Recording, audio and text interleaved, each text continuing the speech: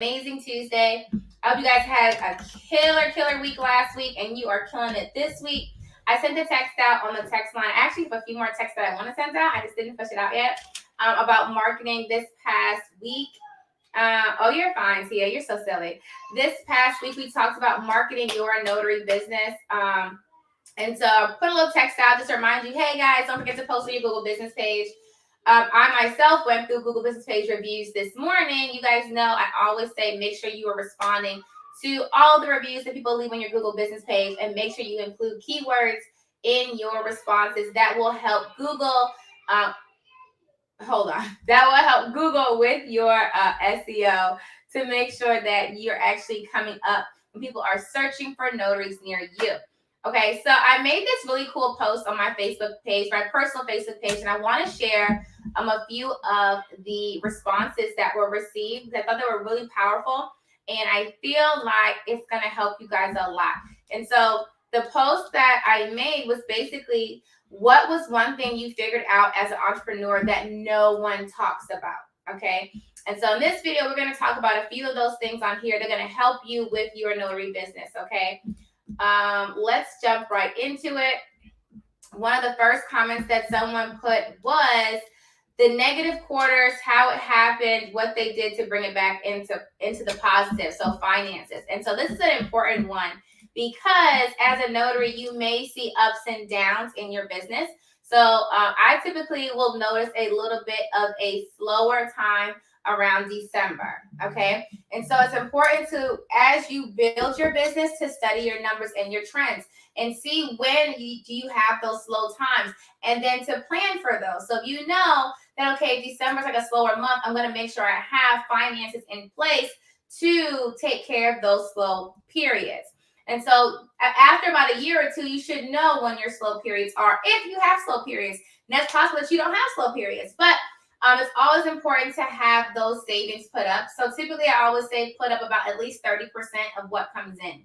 That's for taxes, at least 20% for taxes and 10% for reinvesting, whatever the case is. So at least 30% goes up with all the money that comes in, okay? But that's an important piece that you want to remember, because every business has ups and downs, and it has like slow quarters and fast quarters. Think about companies like seasonal kind of companies. So like the ones that that store that only does like Halloween costumes, so that's their killer month, of course, is like September, October, right? But there are also like other companies that go up and down. So like the ABC or the alcohol industry, they're the busiest in like December and what's the other, December, and I think they said like from Thanksgiving up to like January. That's their busiest season, right? And so they have to plan for that. Okay, this is our killer season, let's kill it, right? And so every business has ups and downs, so you just want to plan accordingly and put that money up. And the other thing that comes with those slow periods is that you don't stop working. I think a lot of people make that mistake. They see like, oh my gosh, I'm not getting any calls, or I'm not getting any texts, or whatever the case is, and it's slow, and you stop working. Don't do that. Okay, if you're not getting the calls and the texts and the emails and the money, you need to go harder. So either that's researching your industry, finding more revenue streams, doubling down on revenue streams that you have, doubling down on marketing, doubling down with client management, going harder on your business. It doesn't mean sit back and find another side hustle because this one's not working. That's not what that means. A lot of people, they do that. They see a slow period and they, oh my gosh, there's no money right now. The market's oversaturated. Woe is me. I'm going to cry about it. Stop doing that. Okay? All right. The other thing that someone put, and I put it as the title of this video, was cry, scream, but keep going. And that is so, so, so important, guys. I cannot stress enough how important it is to cry, scream, but keep going. Okay, so there are times you're going to get frustrated, stressed out, irritated, angry, pissed off. Cry, scream about it, but keep going. Don't quit, okay? If you quit, you don't get the reward, right? You that's it. Like, quitters never win because you quit beforehand. And you never heard me say, this is going to be the easiest thing you ever done. Not I always say it's easy. Like, it's not a hard industry, but there are ups and downs. There are times when you get stressed out. And so you have to be able to manage your emotions and know what you're going for and go there anyway, regardless. Okay, regardless of just planning in your head. Okay, sometimes I'm going to cry, sometimes I'm going to scream, but at the end of the day, I'm going to keep going. I'm never going to stop pushing. I'm never going to stop, progressing and going in the direction that I'm looking to, whatever I'm looking to accomplish. I'm going to continue on that journey no matter what. Okay, super, super important. Cry, scream, and keep going. Okay. Someone else, and this is a post, if you just joined in on this live, I made a post on my personal page that was saying, what was one thing that you figured out as an entrepreneur that no one talks about? And I bring this up because entrepreneurship has seen the biggest jump in forever, ever since COVID. Everyone's going to entrepreneurship, and it's like this new fancy fad that everybody's into. But a lot of people have no idea all that goes into it, and they also are not prepared to deal with those hard times, okay? Because the hard times come. Okay, and so you have to be able to deal with them and know like what your why is. Your why will keep you going when you're irritated, when you're frustrated, when you're crying, when you're screaming, when you lose a contract, when you make a huge mistake, when something happens to your car and you can't make it the rest of your signs for the rest of the day. And that frustrates you because you were counting on that money. Your why will keep you going. Okay. So another response to that post was, one thing that someone figured out that no one talks about is you will feel alone and unsure in the beginning. And that is so true. Some people come into the business. It was a video that I heard, and I don't know if I posted it, but basically she was saying everybody gets so excited when they form their LLC and they get their business license, they get their notary commission, right? But it wasn't about notary. I'm adding that on. She was like, everybody gets so excited when they get their business license. And they're like, oh my God, look, I started a business. Like, that is not the time to celebrate. You don't celebrate when you get your LLC. You celebrate when you make revenue, when you have money, when you have progress. And I think a lot of people, they get so excited in the beginning, and then the excitement starts to fade and dwindle when they don't see immediate results. And not saying that you can't get immediate results, but in the beginning, you have to take that time to build up that business. And there's a video that I did on YouTube where I talked about relating your business to the lock journey. And so if you guys, anybody knows about growing locks, is when it's a phase in the beginning called the ugly stage. And the ugly stage is where your twists are so small, right? They're so small, they kind of stick out because they're just all over the place. And they call it the ugly stage, right? But you have to get through the ugly stage in order to actually have the pretty stage, right? But a lot of people don't want to go through that ugly stage because they're like, oh, look at my hair. People looking at me, and, just all these complaints. But it's actually a necessary part of the process because everybody's like, oh, well, I want to have like how your hair is now. And you can relate that to, a successful business, but you have to go through the building stage of getting everything up and running. And so you do go through a period of being unsure. You might feel alone, especially if you're starting a business and there's no other entrepreneurs in your circle, whether that's your friends or your family. And so you may feel like you're by yourself because no one else is doing what you're doing. And so there is a period that you can feel alone, and that's okay. Do it alone, okay? But also work on changing your circle. Work on joining entrepreneurial groups and Facebook groups, but also like in-person groups, because they're all over the place and they will support you, especially if you don't have those support systems in your friends and family circle already. Sometimes you got to go out and get your own support system. If it doesn't already exist where you currently are, go out and get your own. Okay, cool. You are not a tree, you can move. The other comments, I'm not going to go through all of them because there are like over 80 comments on this post, but the other one was, how to prepare for unsteady income until it's steady. That goes back to planning for those quarters. And then someone said, I think people spend too much time worrying about people who don't support their business than the folks who actually do. Once you are mentally right, things will explode in the direction you want to go. That founding support is critical. Embrace those people. And that is an important piece that I definitely want to kind of pivot on, because a lot of times we focus on people that we expect to support us, and they may not support us. And it goes to something that I learned from Style Guru. Don't put expectations on people and you won't be let down. And that's something that I've learned to do in my life. I don't expect anyone to do anything. And not in a negative light. It's just that I know that people have choices. They can do whatever they want. I could be friends with Tia today, and Tia tomorrow can say, you know what? I don't want to be friends with anybody in America. I'm moving to China and having Chinese friends. Whatever, you know what I mean? Like, but she could do that, and she has that whole prerogative to do that. And if I say, oh my gosh, Tia, I expected you to be my friend forever, and I'm all miserable, how is that helping me? She's over there having her best life, and I'm over here stressed out because I put expectations on her. And so it's a book that he has. It's called Inner Engineering. It's more books. He has more books than that, and lots of videos. It talks about, you know, finding your inner peace when it comes to people. Really, one of those major keys is not putting expectations on people. And if you don't expect people to do or perform in a certain light, especially if you think about it in terms of marriage and family, you think, oh, your family, you have to do this. People don't have to do anything. Only when in your mind you think that I have to do this. No, you don't. I don't have to do anything. And when you stop putting expectations on people, you stop being let down and disappointed and angry and irritated and upset. And the same thing applies to business. So let's say you go into business and you feel like my mom or my dad or my best friend or my cousins, whatever, they should support me, and they don't, you know, you won't be disappointed, because then you'll see people who do. Oh, this girl on Facebook bought my shirt, or this guy that I met on LinkedIn bought my hand soaps, or, you know, there's a neighbor around the corner who just loves my cakes that I make and she buys them every week, you know. And so people who do support you, you just foster those relationships and don't worry about the people that, you know, you previously expected to support you, because those expectations no longer exist when you stop doing that. And you look to see, it's like you look for the light that exists instead of, like, you know, focusing on the dark, or not saying dark, because it's not, and it's not even a bad thing that they don't support you. You have to get out of that mindset. You know, people will do whatever people will do. We have to stop all this judgment and all this expectations of people and all this pressure for people to perform to a certain caliber. Like, leave people alone, okay?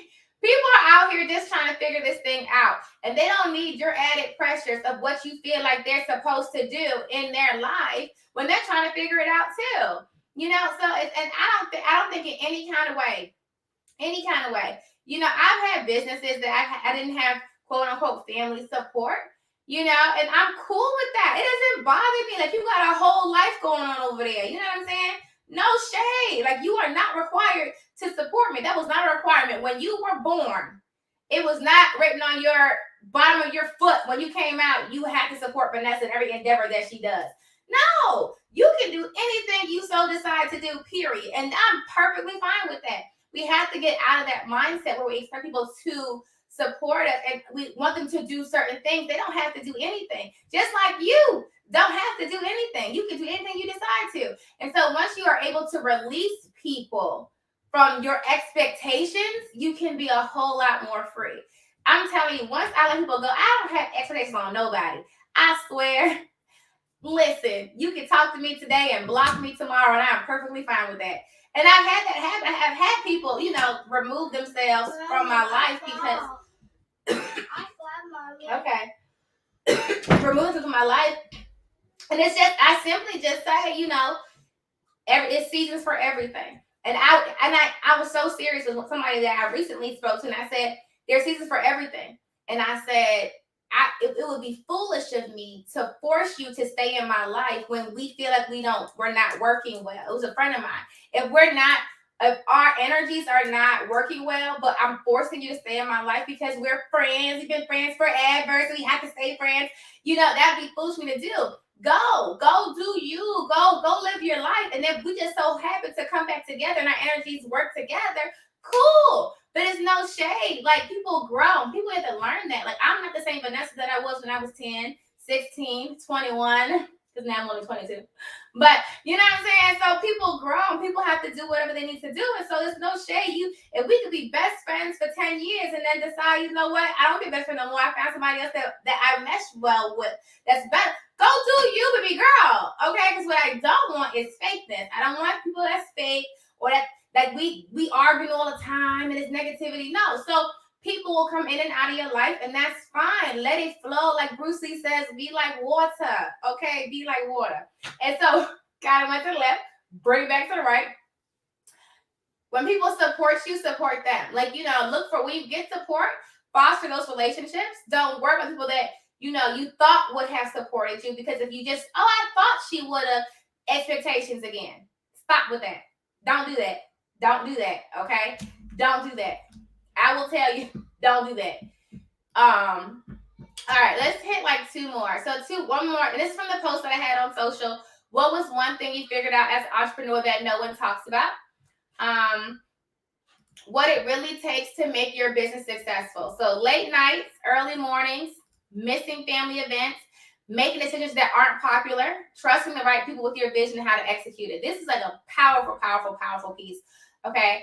So what it takes to make your business successful: late nights, early mornings. Y'all know, especially when you first start building, it takes some time to get your business off the ground. And so, yes, it does take get up at 4 a.m. sometimes, staying up to 2 a.m. sometimes, working around the clock. There's plenty of times, if you guys follow me in the beginning of my journey, where I would take, and I still do, take my laptop with me. With my kids, we'll go to like play places, and they'll be jumping around, Chuck E. Cheese, bounce houses, whatever, and I'm working while they're playing. I used to have my computer to the movies, and they're working, they're watching the movie, and I'm working. Right? Y'all know that I put in hours, building, researching. And so it takes time. A lot of times, the reason why companies are not successful is because they do not want to put the time in it takes to learn their craft, to master their skills. And then they wonder why I'm successful or Tamika's successful. And they're like, hey, I'm in the same region as you guys are. Why am I not making the money? Because you're not putting in the hours, you're not putting in the effort. Your work ethic is not matching our work ethic. So our work ethic is Benz's, and your work ethic is a Honda, and that's why you get 2 signings a week, and we get 30. You see what I'm saying? And I was listening to this post, this video on Instagram was so perfect. It was basically saying and I said it all the time. When I heard him say it, I said, listen.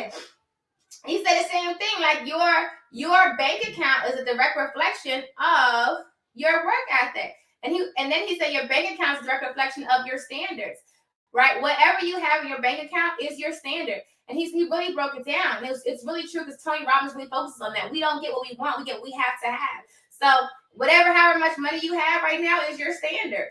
Wherever you live, your weight, your relationships, your health, everything like that is your standard. If it wasn't your standard, you would change it. And you know why you would change it?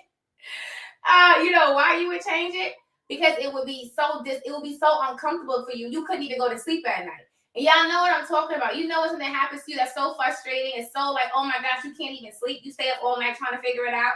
So if your bank account balance was not your standard and was uncomfortable to you, you would not be sleeping so peaceful as you do every night, because it'd be uncomfortable to you. You'd be like, man, you'd be up thinking like, oh my God, how I'm gonna fix it. You know what I'm saying? And you would go out your way, researching, attending conferences, talking to people, because it'd be like, I gotta get this done right now.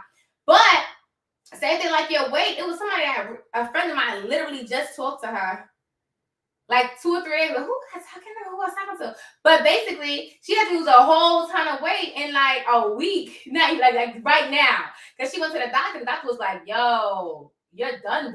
Right? Like your health is insane right now. If you don't drop this weight right now, you are probably going to have a heart attack like tomorrow. And you know what happened? She lost so much weight in like a week to 2 weeks, that she just dropped. Why? She didn't want to die. She had kids. And she was like, yo, but her standard prior to that appointment, her standard was, I want to be alive, but I also want to eat, and I don't want to work out, right?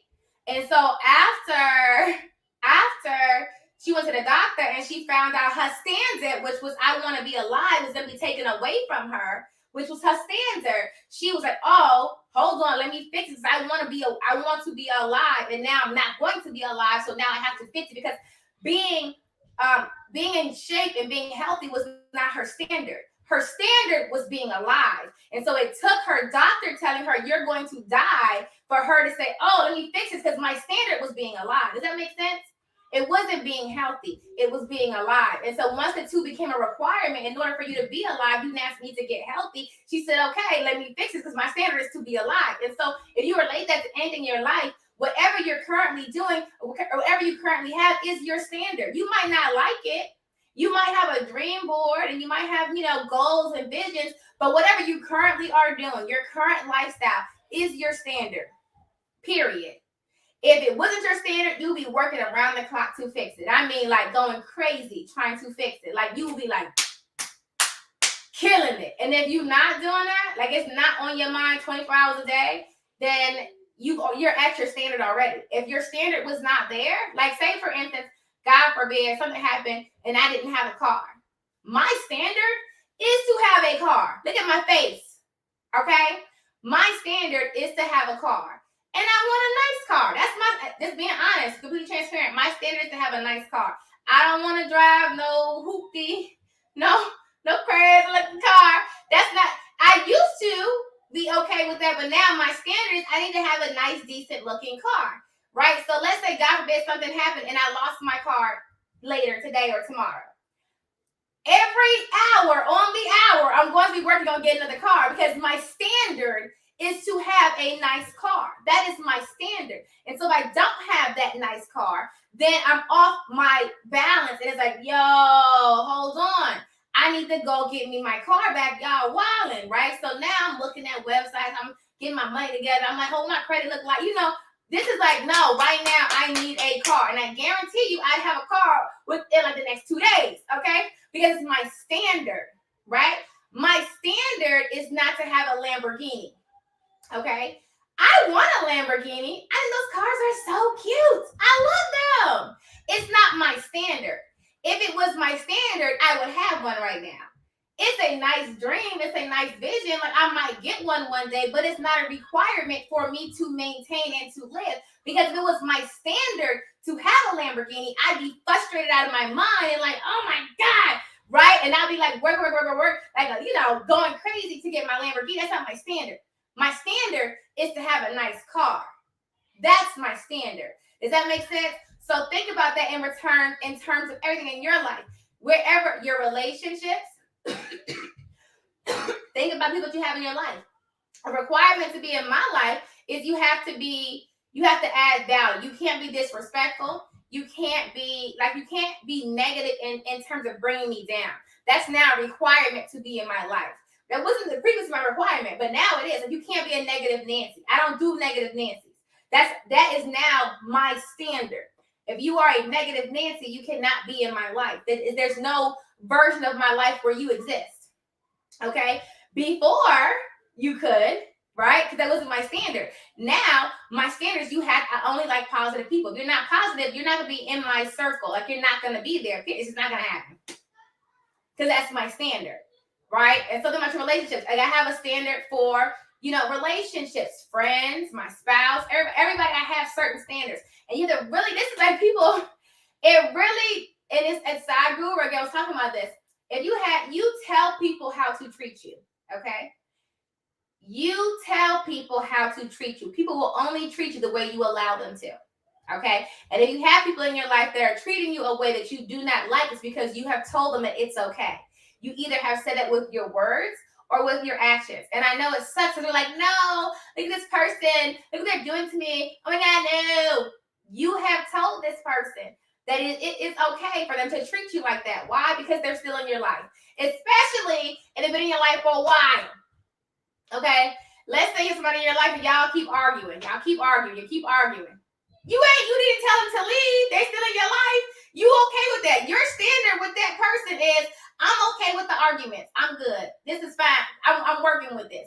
Everybody has a standard. It could be, I'm okay with arguing, but you will not call me out my name. That could be your standard. I'm being honest. You gotta own, where you are.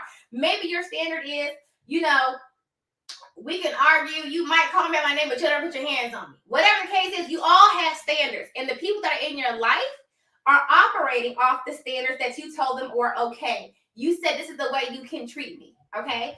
So think about that with every relationship you have. Every relationship you have told those people this is okay. This is how you can treat me. If you don't want people to treat you a certain way, then tell them not to. And then if they don't, then they need to be removed from your life, period. I don't like how half my face is lit and the other half is not. It's giving me half lit face vibes. But anyway, it's even when it comes to like your health.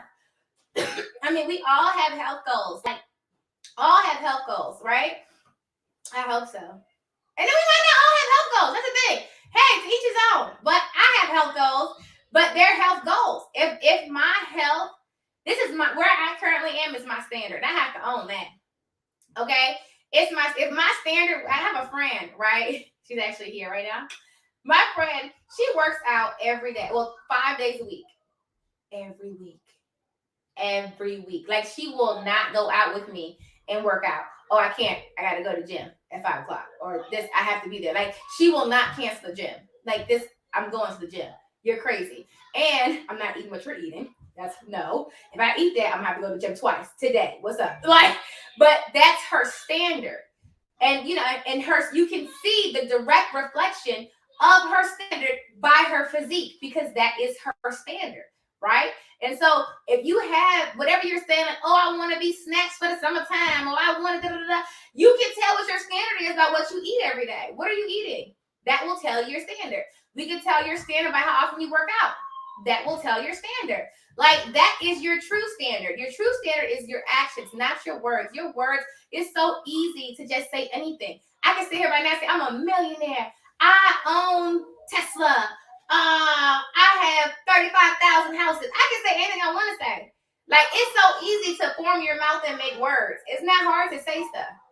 But to do, now that's a different beast, okay? To do is a whole other thing. You can talk all day, but the proof is in the pudding, like they say. You can tell a tree by the fruit it bears. We talk a good game. We can talk a whole lot. I'm going to do this, and I'm going to do that, and I'm going to do this, but what you really doing? Okay, it's what you're actually physically doing. What does your body get up and physically do every day? That is your standard, period. You can't say, I want to be a 6-figure notary signing agent, and you own time with 2 companies, and like, you don't do nothing. Like, your work ethic is nothing compared to the 6-figure earners. You know what I'm saying? And that's what I never really understood. But it's all in your mind. It's all in your mind. It's all in your mind. It's all your standards. It's all your standards. If you say, right now, I want to make 6 figures as a notary signing agent, right? But you have a job that you're working, and you've been doing it for a while, and you haven't figured out how to really break into the notary space. Typically, it's because you're comfortable at your job, which is your standard. You know, you have these goals that you want to accomplish, but they're not your standard, and that's why you're not changing it. If you want to change your goals, you have to change your standard. And then changing your standard, you have to figure out what your standard is and why it is that way. And then you have to say what standard you want and why. And your why has to be so much bigger than, I want to be in shape because I want to have a nice body on the beach. I mean, if that gets you to the gym, cool. That doesn't get you to the gym. Why? They got these coveralls, these what you call them covers that you wear now over at the gym.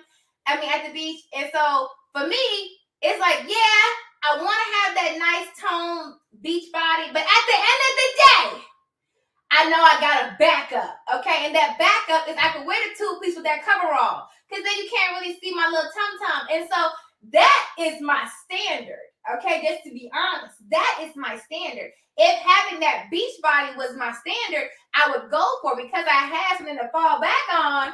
I get to the gym every now and then, right? Because that is my standard. You have to figure out what your standard is. Like, just be honest.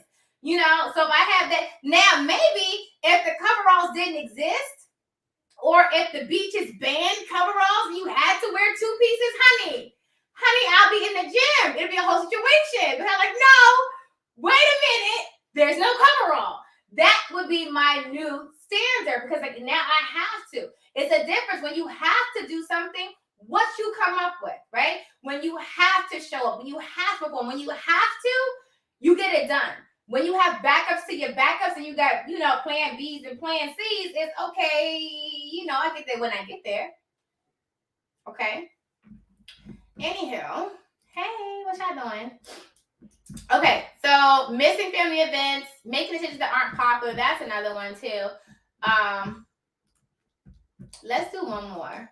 So the question was, what is one thing that you figured out as an entrepreneur that no one talks about?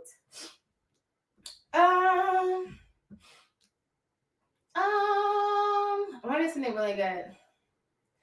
Oh, this is good. You get no sleep from constantly thinking and working on your business. So I will tell y'all, last night I had a dream that I bought a Walmart, that I was a franchise owner of Walmart. I'm not even kidding. Like, in my dream, I was on a computer and they had like a franchise for sale. I didn't even know it had a franchise for sale. And I said, oh, snap, I want to buy it. And you could buy it online. And I bought it inside the console or whatever. And I went to the Walmart, and I was just like, it was so crazy because the energies was insane. Like, to imagine like owning this huge Walmart supercenter, right? And so I was walking in the door, and some of the staff was there, and I was like, oh, y'all know I'm the new owner of this Walmart. And they was just like, yeah, da da da da, that's what's up, nice to meet you. Imagine this young little thing walking up in here like I own this whole day. And I'm walking around like, oh, we gonna fix this. Like, but the dream was so crazy because it was on a whole other level. I've never even imagined, owning a franchise like Walmart, right? But that's what I'm saying. Like, I'm always thinking, dreaming, working on my business. Like my business development ideas are always going. And so I completely resonate with that comment, and that, most times before I go to sleep, I'm thinking about my business. Most times, like, what I gotta do, what did I do, how can I do something better? And then I might dream about it, and then I wake up in the morning. And it's funny because I try to not think about business as soon as I wake up, and try to like just be peaceful and think about like, I don't know, like my kids or something. I don't know. But no matter how hard I try, the first thing I think about wake up is like, oh snap, I'm awake, let's get it. And then I think about money and my business. On top, like the first thing. And then I realized that I get my best ideas in the shower. So I'm usually in the shower within the first 5 minutes of me waking up. And so when I get in the shower, it's like your body goes into, I forgot what it's called. It's a mental state that your body goes into when you get in the shower, because it's in a relaxed state and your mind can think most free in that. I forgot what it's called, but James Quick is a guy I follow. He talks about mental capacity a lot. And so he talks about that. And I remember I said all my ideas came to me in the shower. Like I notarized came to me in the shower. All my ideas come to me in the shower. And so now that I know that's why, I go into the shower with the intent to have ideas. And so I'll sit in the shower for 20, 30 minutes, just letting my mind do what it does. And it's like, it's so, I'm telling y'all what I know. It's like, it just goes on its own little journey. And I just sit in there and I'm washing up and stuff, but my mind is like, it does operate completely different. And so I think I got a lot of ideas, but I also am able to come up with a lot of solutions in the shower. And so that's why I do that. Soon as I get up in the morning, also your brain is the most alert as soon as you wake up. So it's actually the perfect time to either get in the shower or enter into a meditative state. So just meditate and let your mind, figure out everything that your mind was processing overnight or before you went to bed, whatever the case is, and you will actually have a lot more solutions in the morning. So and so yeah, I'm always thinking about my business, always. Like that's just like hands down, that's what's happening. Cold showers are amazing in the morning. So there's this guy that I love. His name is Iceman Hoff. If you have not followed him, you absolutely should. His story is amazing. His wife died, and he went into a really bad depression. He lives in some country. I don't think he was in America. I don't think he was. I could be wrong. And basically, he was wandering around. He was in think of it like a place like Russia, but not Russia. It was like a place that was snowy and trees and stuff in the forest. And so he was wandering around in the forest, and his intention was to kill himself. And so he was gonna go jump into is a lake by his house. He was gonna go jump into the lake and die. And when he jumped in, he said he felt the most amazing rush that he had ever felt in his entire life. Mine was like a frozen lake. So like, the ice lake, so it's freezing cold water. And he was like, it was the most amazing rush of his life. And he like had a whole epiphany, yada, yada. Came out, was completely brand new, but not liking it. He still had work to do, but completely brand new. And so from that point on, he would take cold showers. So he would take ice cold showers, and then you can watch him now where he goes up like mountains and swims in ice cold rivers in shorts, y'all, shorts and sneakers. And his story is amazing, but he teaches everybody about the healing powers of cold showers and cold water. He's able to control his body temperature. He's able to repel infections out of his body, and he teaches students to do the same thing. He teaches really heavily on mind control. And so I actually did a few of his practices probably like a year ago. I still do the cold showers periodically, more so when I'm feeling lazy, because one of the pieces he teaches on is self-discipline. And so if you can discipline yourself it's like you have to separate your mind from your body. If you can discipline yourself to get in a shower and intentionally put cold water on yourself, intentionally, then it's a start in the right direction. Like you can discipline yourself throughout the day. And so you don't, and he always says, you don't shock yourself with the coldest water out of the gate. So you start off, you cut it on warm. I would not recommend getting in the shower with hot water because it makes it even harder to get too cold. Go in the shower with it warm, and then slowly turn it in increments until it gets cold. And then one thing you kind of have to get to where and you don't want to do it to where you're comfortable. You want to be uncomfortable. That's the whole point. And so you get it to a nice, super cold level where you're like, oh my God, right? And once you're at that peak cold, the whole point is to control your breathing. So once you know how you hit super cold water, your body can go, you're not supposed to do that, okay? So your mind can control your body. When the water gets really cold, you need to, and the more you tell your body to calm down, it will. But you have to tell your mind to tell your body to calm down. And the more you do it, the first week sucks. So like I haven't done cold showers in probably like a couple months at this point. So if I started to do them now, the first week sucks. It does. It honestly sucks. But after that, you get used to it. Like anything else, you keep doing it, you get used to it longer. And they actually have cold bath groups where you can meet up. There are places online will do them together called the Hoffman method. You can search that. And there are places, people all over the place will have like bathtubs with ice in it. And it's a group of you guys meditate, and then y'all get in those tubs. And you sit in there for like a minute and then you breathe and you practice your breathing. And it's just, think about it. You could do it because athletes do it. It might seem like that's really far gone, but athletes do it. If you guys have or you were an athlete or athlete, they get into those ice tubs. So it's not that crazy. It's not that insane. People do it all the time. But it definitely is a soothing method. But anyway, bring it back in. But that was a few things that people had mentioned on that post, and I wanted to, and I will over time keep talking about some of these because it really is full of things that people don't talk about, especially how you have to wear multiple hats as a business owner. Like you can't just get into business and just say, I'm only going to do loan signings. No, you're going to do loan signings. You're going to do marketing. You're going to do sales. You're going to do client management. You're going to do IT. You're going to do, whatever is necessary in order to reach those goals. So you have to wear those multiple hats, okay? And especially if you did not grow up learning business, if you didn't have entrepreneurs in your family, friends, whatever, you need to understand business, period. Okay, you need to start watching YouTube videos, reading books, attending trainings and seminars to understand entrepreneurship, understand businesses, understand taxes, understand grants, understand incentives and, programs and scaling and funding. You can't just say, oh, I didn't know. No, what you mean? No one knew till they knew. That's not even an excuse. Like, get out here and learn something. Cut it out. Cut it out. Okay, so what else am I saying? That's what's going on. But I want to give you guys some good gems today. As far as Notary to Notary goes, you guys know that we have we have our Cinco de Mayo Notary Meetup coming up. So that's on May 5th in Richmond, Virginia. Solicited feedback is April 30th.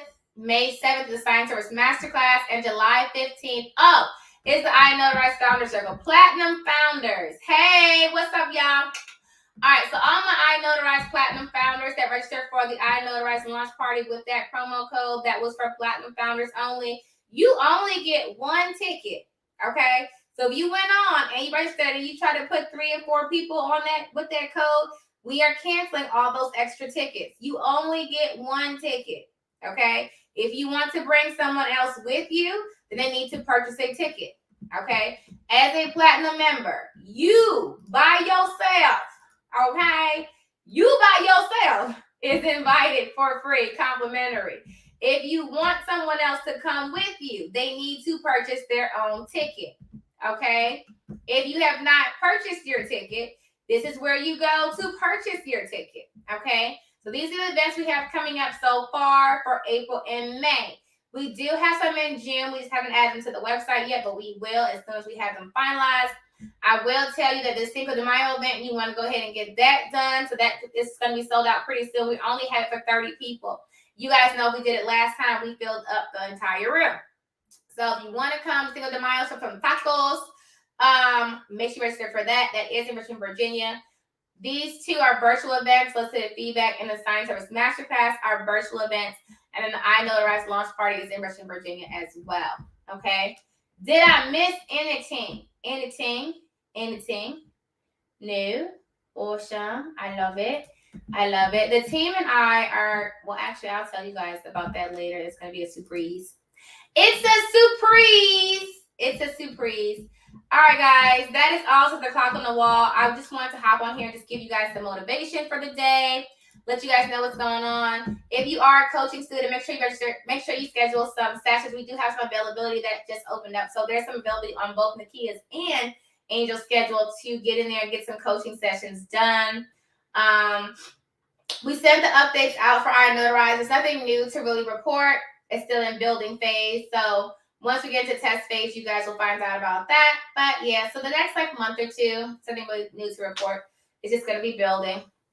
But yeah, that's all, says the clock on the wall. That is all, says the clock on the wall. Yeah. I love it. All right, guys, be great on purpose. If you need anything, reach out to us. We are here to help you. Okay, if you have questions, let us know. We want to support you in your journey. You can do this. We have support here for you guys. You guys have to communicate with us and let us know what you need so we can provide you with that support and that assistance. And yeah, so until next time, happy signing. Hey guys, have you had a chance to get a copy of my new book, The Ultimate Ron Guide? If you are ready to build a remote online notary business, then this book is what you need. In this book, I give you all the information that you need to know in order to build a successful remote online business, no matter what state you're in, as long as your state authorizes remote online notarizations.